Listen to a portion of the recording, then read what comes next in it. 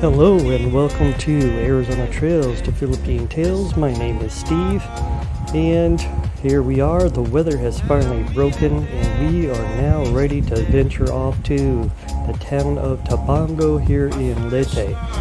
Now I tell you, this is Tabango is about a 1 hour trip from our location, and so this should be a fun ride.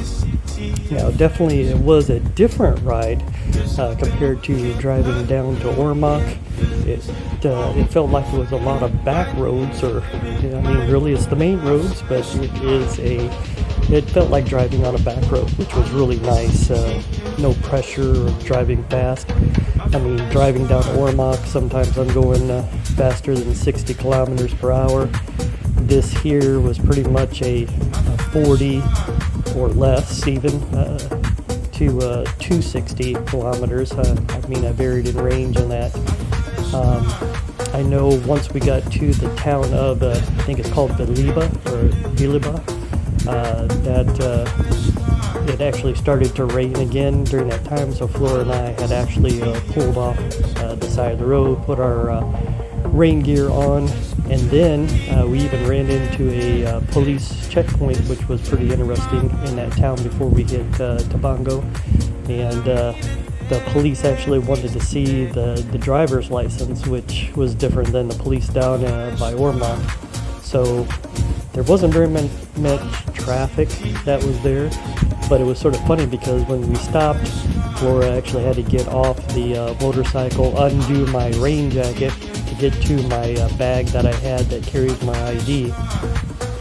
So we're just holding up the traffic that did happen to come by stopping and taking the time to pull out the driver's license just for them to take a look at it, and then to continue on to our destination. So yeah, it was definitely an interesting ride for an hour ride. We were hoping that it wouldn't rain, but of course the weather is sort of unpredictable. I mean, it's predictable in the sense that as soon as the sun comes out, it's going to rain, and as soon as it rains, the sun is going to come out. So I mean, you can watch the weather patterns. I mean, unless a typhoon is moving through, then it's sort of hard to tell when a rain cloud is going to pop up. But definitely this ride was a nice ride, almost like riding in the mountains. I mean, instead of an upward incline through small little towns or areas, that's pretty much what this was as well. So we were definitely on our way to Tabango, and one of the things too I noticed about this road was it's not as upkept as the road to Ormoc. You know, there were a lot of potholes in this road, so definitely I have to put a plug in here for the Honda ADV160. I mean, that bike is a great adventure bike. It can definitely handle any potholes that happen to come up. But sometimes, I mean, when you're a motorcyclist or a bicyclist even, you always want to avoid the potholes. I mean, even in a car, you try to avoid the potholes. But since the roads are pretty narrow in this area, I mean, you have to choose between a vehicle or the pothole. And so definitely we did run into some bumpy traffic on the way. We were just really looking at how much water had actually came down from the rain. I mean, these fields are just packed with water. But I mean, it was a good ride. It was a good view. I mean, that's the thing about the Philippines. You can almost watch any YouTube video online to see the traffic or riding your bike in there, and it almost looks the same throughout the Philippines. I mean, you've got your stores on the sides of the roads. You know, it's just a there and back kind of road, two-way road there. And those, you can see people actually laying out their grains to dry out on the sides of the roads, lots of bridges to go over, and you go through these small little towns, but like I said too, unkept roads with basically potholes in there. But yeah, this was a nice, it was a nice journey. It's always nice to get out on the bike and take a ride and get to the destination. So that's what we're hoping for. We're hoping that when we get to Ray's house, cousin Ray, that we will be able to go to some type of beach. We were thinking Malapascua or Kalangaman. So we were definitely waiting to see what he had in store for us once we arrived to Tabango. So I hope you enjoyed this short edit of a 1-hour drive, and we'll just continue on with our destination. Thank you again. Stay tuned.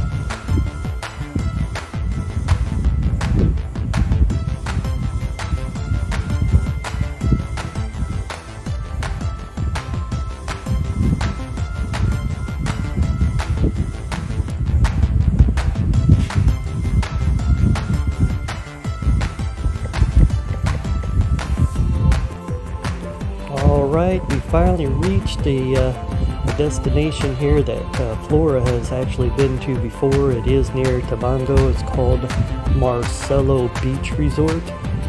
So definitely this was a nice surprise here. Ray took us out there to Marcelo, and Flora's taking me to the cabana that they had used before to go out to the beach, but I think the gate there is closed. I had seen an opening. And this was sort of funny because once we did go the other way, there was somebody that was singing karaoke. And it turns out that the person that was singing karaoke was actually the owner, one of the owners of Marcelo Farms there, or Marcelo Beach Resort. And she came out and actually wanted to take pictures of us coming into Marcelo to walk the beach area there. So she was really nice. She probably wanted to use this as a promotion. Now, the thing about beaches in the Philippines, you got 700 islands, and every island, of course, has a beach. So it's always nice to go to a place to where you can actually hop on a motorcycle, hop on whatever, to go to a beach area and just enjoy walking down the beach. And that's what Flora and I wanted to do.